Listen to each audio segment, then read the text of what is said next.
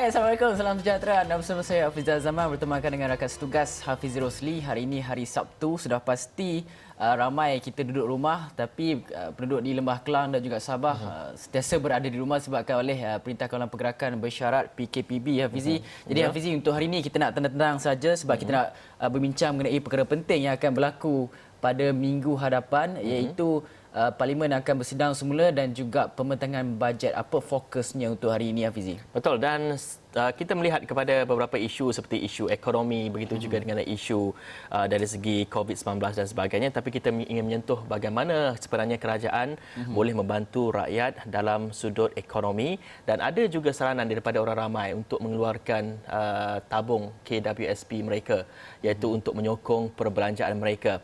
Dan kita ingin membawakan ini satu perkembangan yang amat menarik sekali untuk kita ikuti, di mana Perdana Menteri melihat cadangan untuk kita membenarkan pengeluaran daripada akaun satu caruman kumpulan wang simpanan pekerja KWSP dibimbangi akan menimbulkan masalah kewangan kepada pencarum pada masa hadapan.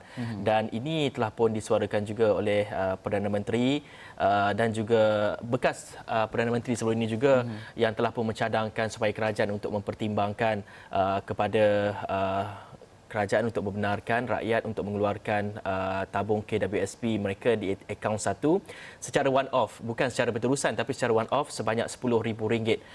Dan ini semalam juga Perdana Menteri nampaknya ada respon sedikit, Fizi. Ya, betul tu. Dia ada respon sedikit mengenai perkara itu. Katanya bukan mudah untuk kerajaan nak membenarkan pengeluaran simpanan kumpulan wang simpanan pekerja KWSP bagi tampung keperluan keuangan akibat pandemik COVID-19.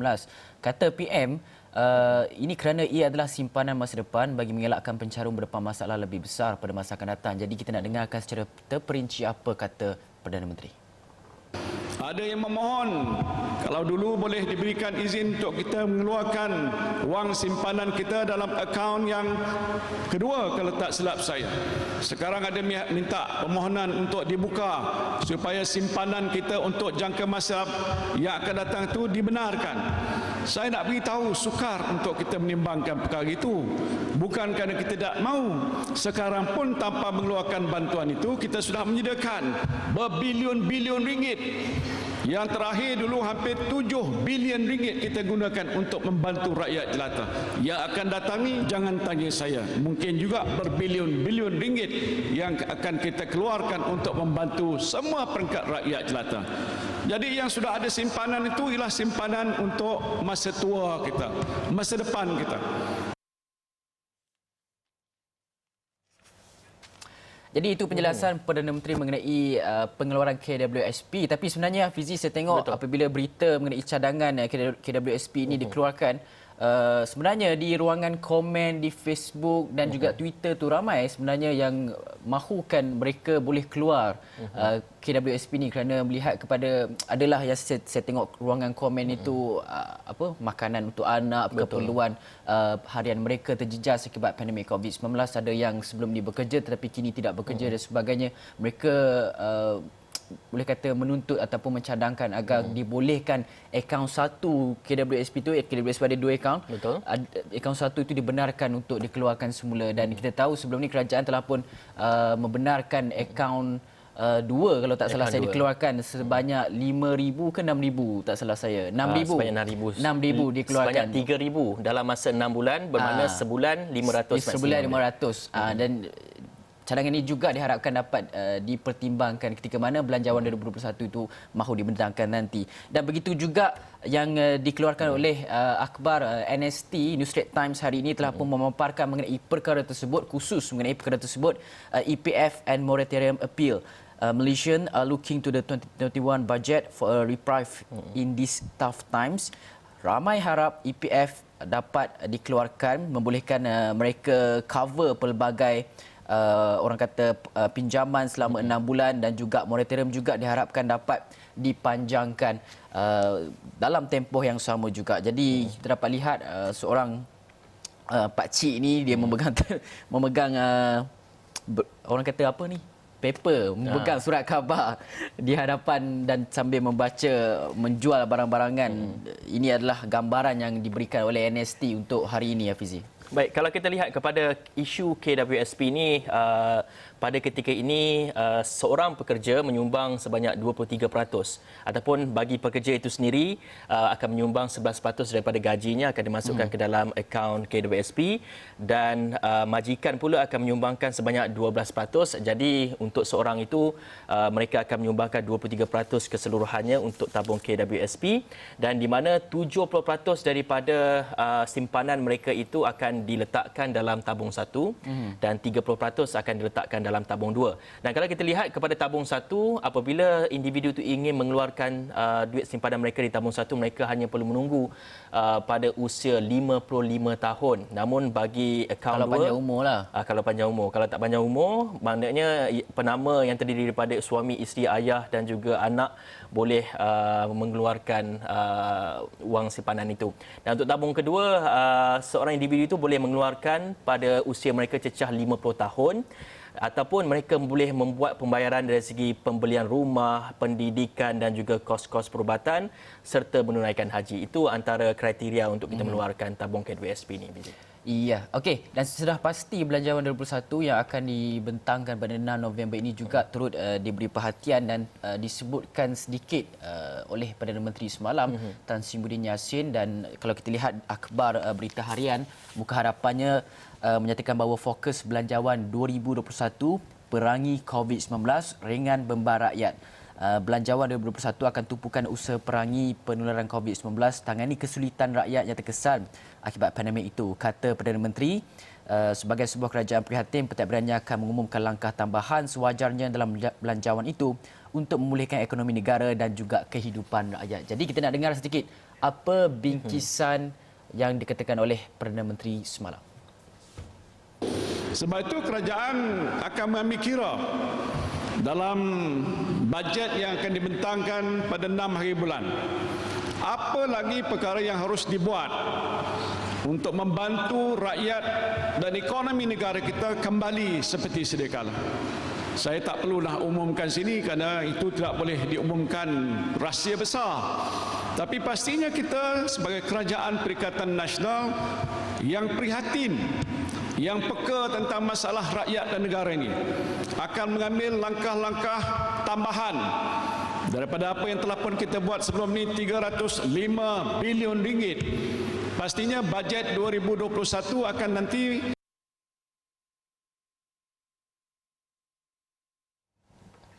Jadi tumpuan utama seluruh rakyat Malaysia akan tertumpu kepada Belanjawan 2021 dan juga Parlimen bersidang pada hari Isnin depan, yang mana kalau kita akan saksikan beberapa perkara. Satunya adalah sama ada Belanjawan 2021 itu akan mendapat sokongan daripada kesemua ahli Parlimen, tidak kira kerajaan ataupun pembangkang, kerana kita tahu sekarang ini perkembangan politik tanah air negara boleh dikatakan agak panas. Betul. Suhunya sejak kebelakangan ini selepas rentetan daripada Presiden PKR Datuk Seri Ibrahim menyatakan bahawa mempunyai sokongan dan sebagainya, kemudian dibawa kepada orang kata cadangan daripada kerajaan untuk mengarahkan darurat, namun tidak diperkenankan oleh Majlis Raja-Raja Melayu mengenai cadangan itu, yang mahukan kesemua ahli-ahli parlimen yang berada di seluruh negara ini bekerjasama, bersolidariti, melakukan tak kira konsensus ataupun perjanjian memastikan bahawa Belanjawan 2021 ini dapat diluluskan dengan segera, berjalan lancar di Parlimen tanpa sebarang gangguan dan sebagainya,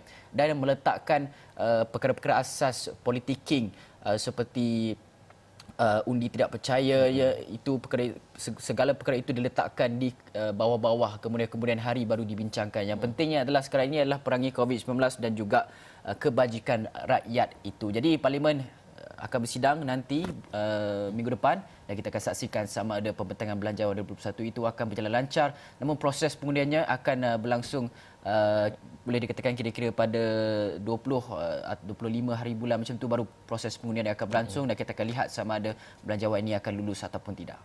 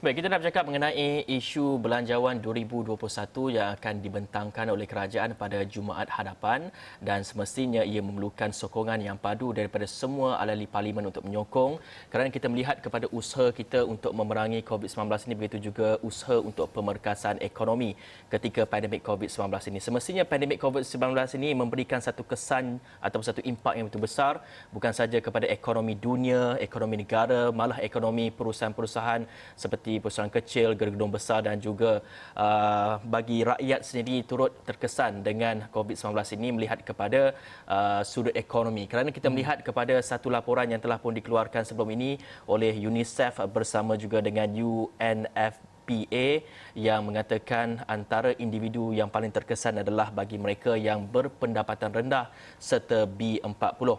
Dan di mana ini satu kajian yang dilakukan oleh UNICEF dan juga UNFDA melihat kesan COVID-19 ke atas sosioekonomi golongan berpendapatan rendah di flat kos rendah baru-baru ini mendapati mereka mengalami kesempitan yang ketara dan juga berterusan dan beban tanggungan dalam keluarga-keluarga ini juga bertambah berikutan kadar pengangguran yang tinggi.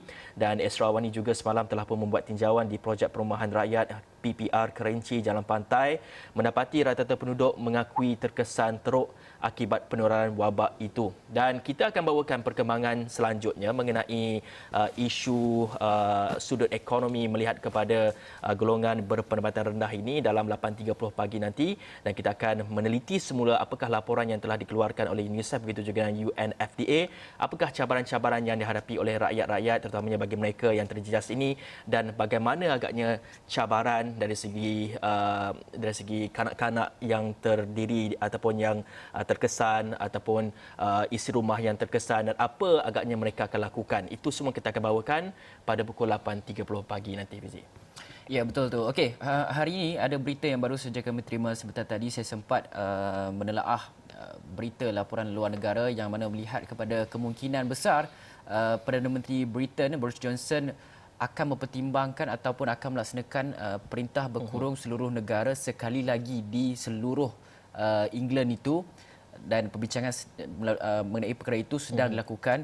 Yang mana kita tahu sebelum ini seminggu yang lepas Perancis dan juga Jerman telah pun melaksanakan perkara yang sama juga di seluruh negara. Ini makna kali kedua negara-negara ini melakukan perintah berkurung seluruh negara, penutupan secara nasional, yang mana kembali kepada saat-saat kita semasa PKP dahulu. Semua tak boleh keluar sekatan di sekitar sekatan jalan raya oleh anggota penguatkuasa banyak, dan itulah yang sedang berlaku di luar negara. Perancis, Jerman telah pun melaksanakannya pada keseluruhan bulan November, dan UK sekarang ini berkemungkinan akan turut jejak yang sama. Dan kita lihat juga angka gelombang ketiga jangkitan COVID-19 di negara kita ini, iaitu semalam mencatatkan angka 799, menjadikan jumlah keseluruhan semalam adalah hari secara rasminya kita mencecah angka 30,000, iaitu keseluruhannya 30,889 kes. Dan kata Tan Sri Dr. Hisham, kesemua jangkitan baru merupakan penularan dalam tempatan. 3 kematian dicatatkan, menjadikan jumlah keseluruhan kematian adalah sebanyak 249. Hafizi, kalau kita boleh berikan iPad kepada penonton Astro Awani. Dan kalau kita lihat juga jumlah kes yang telah pulih 491 kes sepenuhnya, menjadikan jumlah yang telah pun pulih 20,248 dengan jumlah keseluruhan 65.55%. Dan Sabah seperti biasa mencatatkan jumlah yang paling tinggi 58.3%, negeri-negeri di Lembah Kelang 170 kes, 21% keseluruhan. Dan itulah yang terjadi semalam, dan difahamkan terdapat 7 kluster dilaporkan semalam, Hafizi. Betul, dan kita ingin melihat kepada kadar kebolehjangkitan. Kita mengindikasikan ia sebagai R0, iaitu kadar nilai kebolehjangkitan RT ataupun R0 COVID-19 dalam negara boleh diturunkan kepada bawah 0.5 dalam tempoh 2 hingga 3 minggu lagi jika semua pihak mematuhi SOP yang ditetapkan. Dan kata Ketua Pengarah Kesihatan Tan Sri Dr. Nur Hisham Abdullah berkata, Selepas pelaksanaan Perintah Kawalan Pergerakan Bersyarat PKPB di Sabah, Selangor, Kuala Lumpur dan Putrajaya, kadar RO telah berjaya diturunkan daripada 2.0 pada peringkat awal gelombang ketiga dan kepada 1.0 ketiga ini berbanding unjuran sebelum ini pada kadar 1.5. Dan kata beliau, jika kemarin kita dapati kes 649 kes dan semalam 799 kes baru, tetapi kalau mengikut unjuran RO 1.5 sepatutnya hari ini ataupun semalam kita telah pun mencapai 1,300 tapi kita hanya mencatatkan 799 kes dan ini satu perkembangan yang amat menarik sekali kerana kita juga melihat kepada kadar R0 ini akan menentukan sama ada kita masih lagi perlukan PKPB ataupun tidak. Jadi untuk kita melandaikan ataupun untuk kita menurunkan R0 ini perlukan usaha sama daripada semua supaya kita ini bebas daripada pelaksanaan PKPB, Fizi. Ya, betul tu.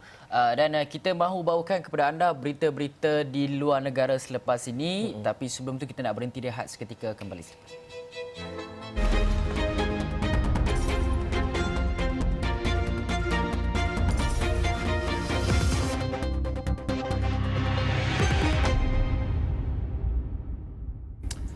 Terima kasih setia bersama kami di Awani Pagi.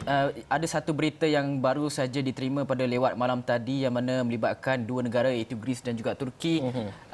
Terdapat satu bencana alam terjadi iaitu tanah runtuh dan juga gempa bumi di sekitar kawasan Turki dan juga Greece, dua-dua negara ini.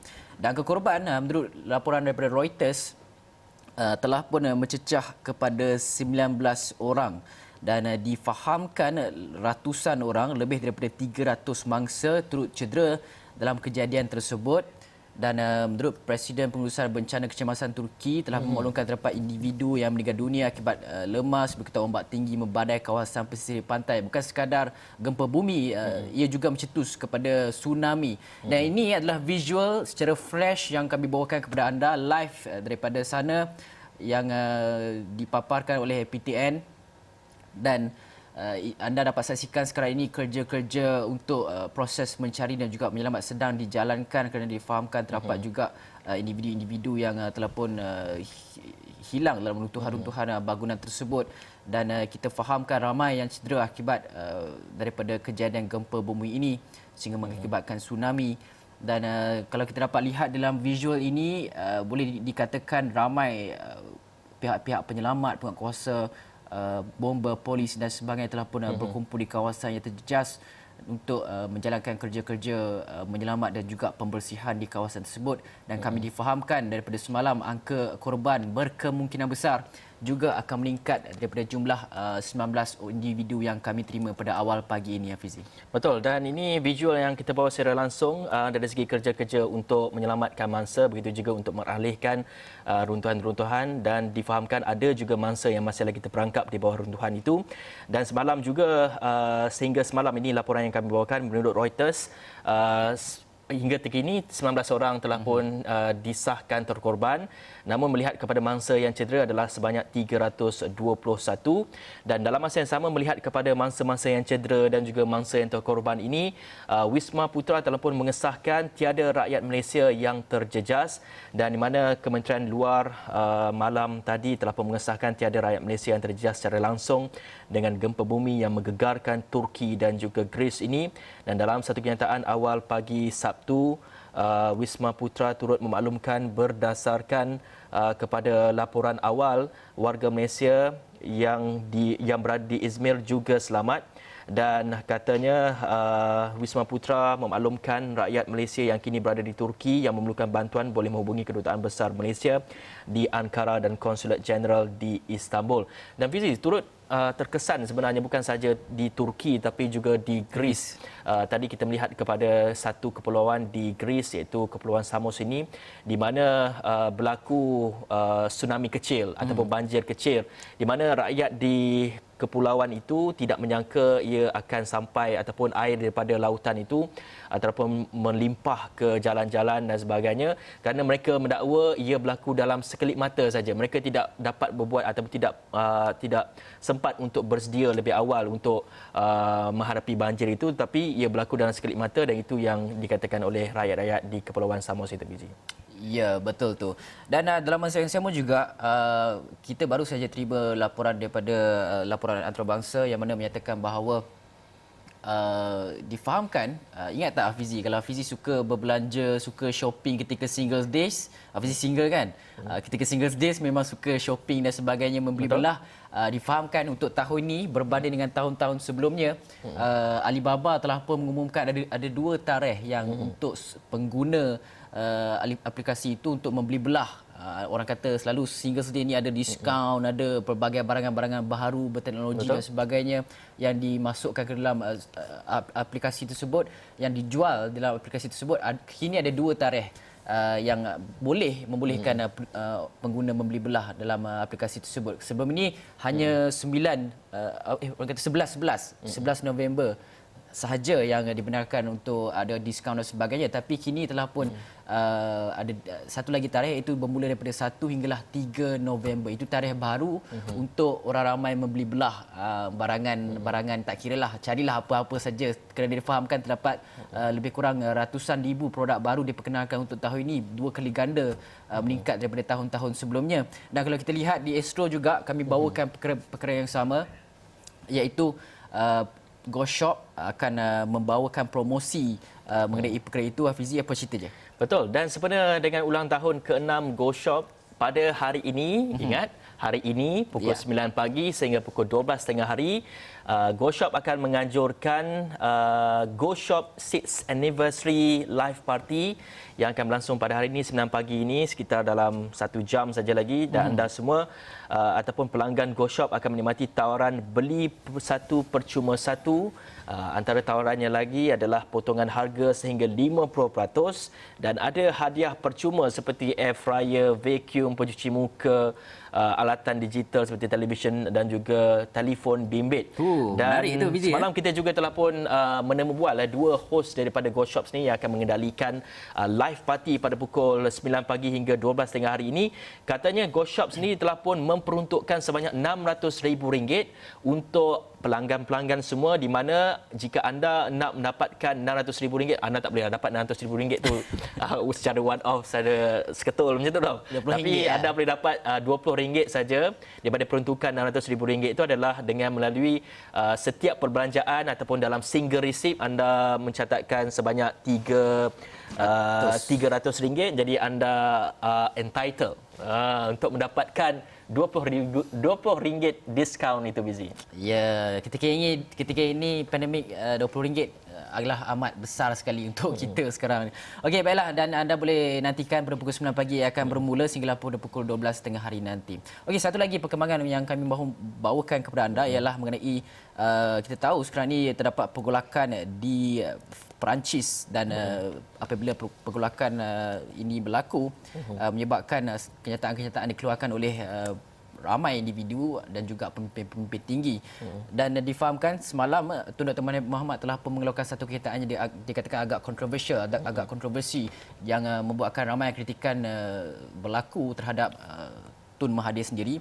Dan pada hari yang sama juga Tun Mahathir turut menafikan dakwaan bahawa beliau menggalakkan keganasan di Perancis. Ahli Parlimen Langkawi itu katanya semalam kenyataannya diputarbelikkan oleh pihak tertentu, dan pihak tertentu sengaja memetik kenyataan di Perenggan 12 di luar konteks yang mengatakan orang Muslim berhak untuk marah dan bunuh orang Perancis bagi membalas pembunuhan mereka pada masa lampau. Mereka berhenti di situ dan memberi bayangan kononnya saya promosikan pembunuhan rakyat Perancis. Kata Dr. Mahathir, sekiranya mereka baca penuh hantaran yang dikongsi di Twitter, Facebook, disebut bahawa Islam tidak pernah mengamalkan peraturan sedemikian dan Perancis seharusnya mendidik rakyatnya untuk menghormati perasaan orang lain. Dan beliau berkata, netizen bertindak membuat laporan di Facebook dan Twitter supaya hantaran itu dikeluarkan dan tanpa diberi sebarang peluang untuk menjelaskan hantaran itu dipadamkan. Katanya, tidak ada yang saya boleh lakukan atas keputusan media sosial untuk memadamkan hantaran tersebut. Jadi itu adalah penafian daripada Tun Dr. Mahathir Mohamad, kerana kita tahu apa yang dipetik oleh media-media barat ini sudah pasti menjurus kepada satu kontroversi ataupun kenyataan kontroversi, sedangkan kenyataan itu dipetik sebenarnya tidak menggambarkan keseluruhan teks yang disuarakan oleh Tun Dr. Mahathir Mohamad sendiri. Dan kita tahu Dr. Mahathir merupakan satu figura yang cukup lantang dalam menyuarakan segala perkara mengenai Islam, dan terutamanya di bagi memastikan bahawa tiada ataupun kekeliruan yang terjadi atas perkara mengenai Islam dapat dijelaskan oleh Tun Mahathir sendiri, dan kita fahamkan setakat itu sajalah. Okey, betul. Setakat itu saja. Kita akan beri peluang kepada Marina Manaf untuk mengupdate ataupun mengemas-kini berita-berita yang menjadi tumpuan di astroani.com. Dan untuk itu saya Fajrul Rosli. Saya Fazal Zaman. Assalamualaikum warahmatullahi wabarakatuh.